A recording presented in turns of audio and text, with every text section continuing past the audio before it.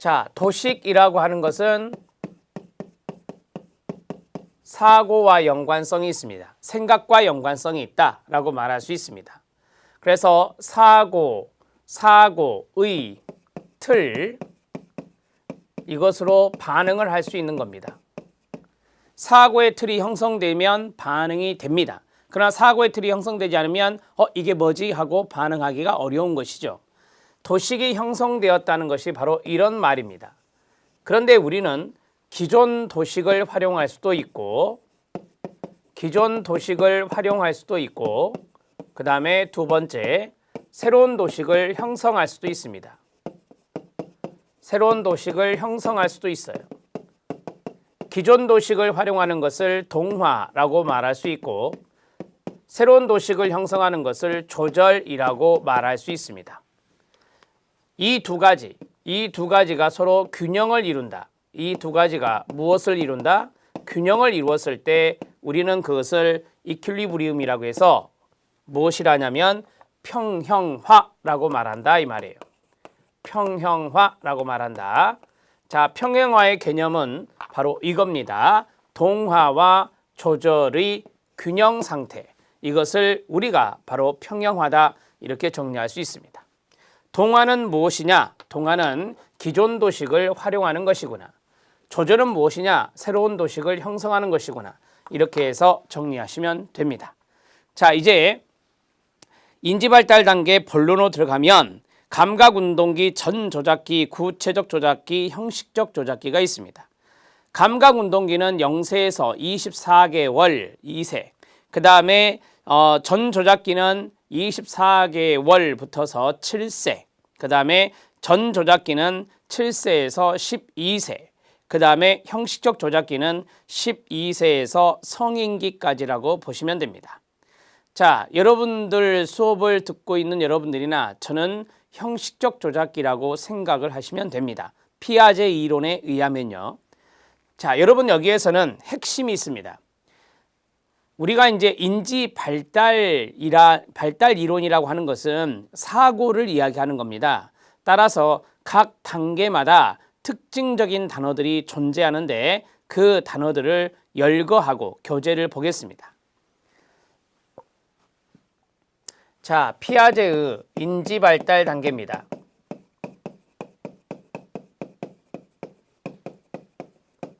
피아제의 인지발달 단계를 우리가 바로 감, 전, 구, 형으로 간단하게 외울 수 있습니다.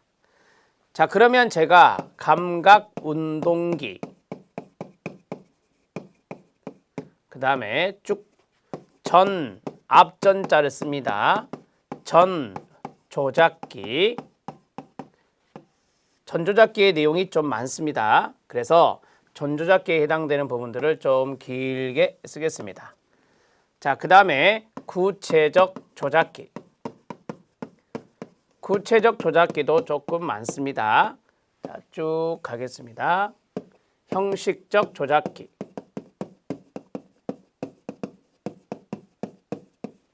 자, 이렇게 해서 앞 글자를 따면 감, 전, 구, 형이 되겠습니다. 자, 감각운동기는 출생에서부터 24개월 미만 정도 보시면 되고요. 여기에서는 이제 2세라고 쓰겠습니다. 2세에서 7세, 초등학교 시기인 7세에서 12세, 청소년기 들어갑니다. 12세에서 성인기까지. 이런 식으로 연령이 표기되어 있습니다. 시험에 잘 나오는 것은 바로 여기 있는 전조작기와 구체적 조작기가 시험에 단독으로 잘 나왔습니다.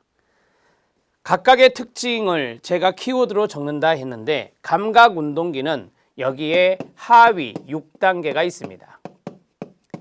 하위 6단계는 그냥 말로 하면 반사, 이게 1단계입니다. 1차 순환 반응, 자기 자신에게로 관심이 있는 거고요.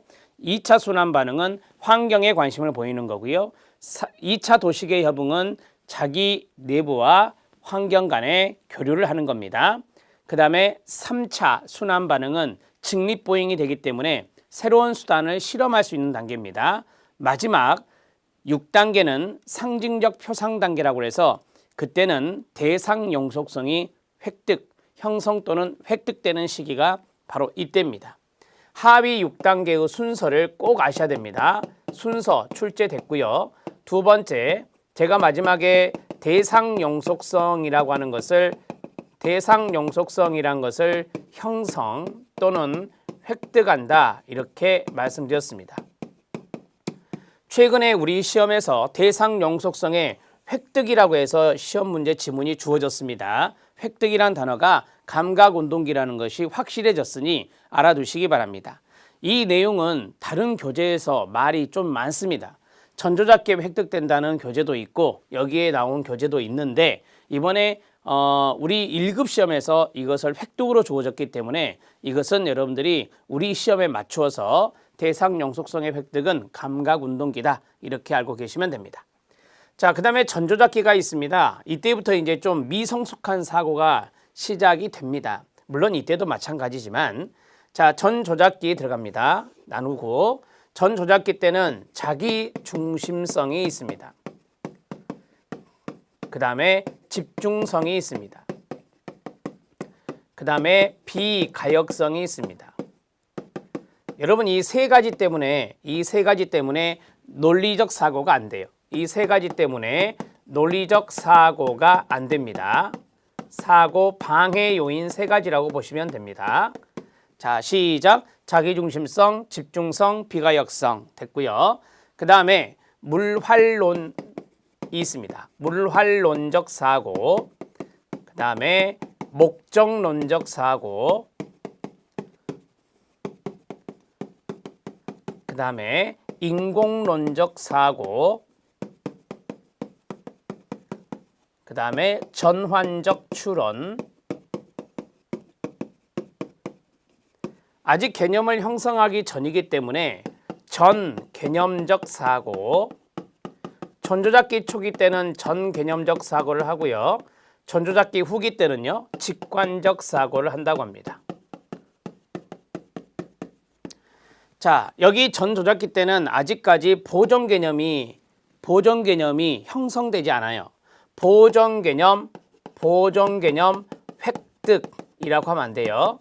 보정 개념 획득은 구체적 조작기에 이루어지니까 보정 개념 획득이 안 돼요. 보정 개념이 획득이 안 됐다는 것이 바로 직관적 사고에서 사례로 들 수 있습니다. 자, 똑같은 비커에 있는 물을 하나는 길다랗고 하나는 넓적한 비커에 넣었습니다. 이 물이 똑같은데 직관적으로 길다란 비커에 물이 더 많다고 이야기한다. 이거는 모양과 형태가 달라지더라도 안에 있는 질량이 똑같아진다는 보존의 여기 개념을 획득하지 못한 것이죠. 직관적으로 사고한 것이다 라고 보시면 됩니다. 또한 이때는 상징놀이라고 하는 것을 합니다. 지금 제가 쭉 써드린 것은 꼭 숙지하셔야 됩니다. 자, 그 다음에 구체적 조작기 들어갑니다. 구체적 조작기는 초등학교식입니다. 논리적 사고가 가능하죠. 논리적 사고가 가능합니다. 비가역성이 가역성이 되겠죠. 가역적 사고가 가능합니다. 가역적 사고라는 것은 타인의 관점에서 고려할 줄 안다라고 하는 겁니다. 타인 관점 수용을 할 수 있습니다. 이것을 다른 말로 조망 수용 능력 또는 사회적 관점 수용 능력이라고 합니다. 자, 똑같은 말입니다. 여기 세 가지가 동의하다라고 보시면 되고요. 자, 이때 보정 개념이 획득됩니다. 앞에서 획득되지 못한 보정 개념이 획득이 되고 이 보정 개념이 획득되려면 세 가지가 이루어져야 됩니다. 역조작성을 할 수 있어야 돼요. 가역성과 동의어.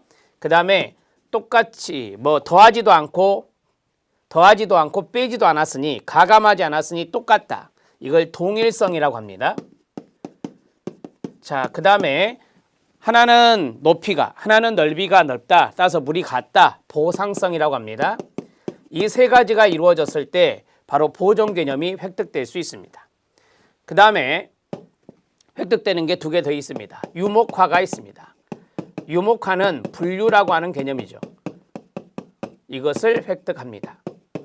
그 다음에 순서대로 나열하는 서열화 이것도 획득하게 됩니다. 되게 구체적 조작기 초등학교 때는 사칙 연산이란 걸 하죠. 그래서 수 개념의 조합이 가능합니다. 수 개념의 조합입니다. 수 개념의 조합이 가능한 시기가 바로 여기에 들어갑니다. 자, 구체적 조작기의 특징 끝났습니다. 자, 마지막 형식적 조작기 들어갑니다. 형식적 조작기는 제가 앞에서 말씀드렸죠. 추상적 사고가 가능합니다. 자, 추론 능력이라고 보시면 되는데요. 추론 능력이라고 보시면 되는데 여기서 말하는 추론은요. 대충 추론이 아닙니다. 어떤 추론이냐? 가설을 설정을 합니다.